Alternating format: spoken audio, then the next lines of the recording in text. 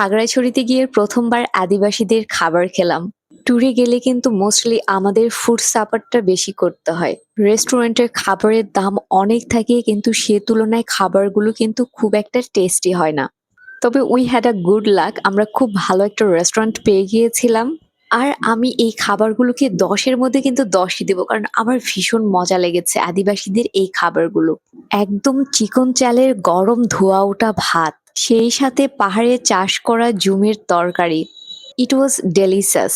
পাহাড়িদের জীবনযাত্রা যেহেতু একটু আলাদা, তাই তাদের খাদ্যাভ্যাস থেকে শুরু করে তাদের কথাবার্তা বা ল্যাঙ্গুয়েজ, তাদের পোশাক-আশাক সবকিছুই কিন্তু ডিফারেন্ট। তাই তো ভেবেছিলাম তাদের রান্নাটাও হয়তো ডিফারেন্ট হবে। কয়েক ধরনের কালাই মিক্স করে কিন্তু এই ডালটা রান্না করেছে আর এই ডালের টেস্টটা কিন্তু অনেক ভালো ছিল।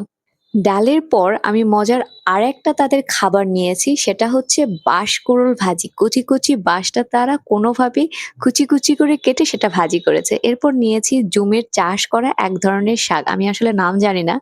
তারপরে নিয়েছি তাদের কালাভুনা। এটা হচ্ছে কিন্তু হাঁসের কালাভুনা। এই কালাভুনাটা ট্রাস্ট মি অনেক মজার ছিল। সেই সাথে বাঁশকুড়ুল ভাজিটা কিন্তু আমার খুব মজা লেগেছে। যখন খাচ্ছিলাম মনে হচ্ছিল এটা দিয়ে আমি ২ প্লেট ভাত খেয়ে ফেলবো।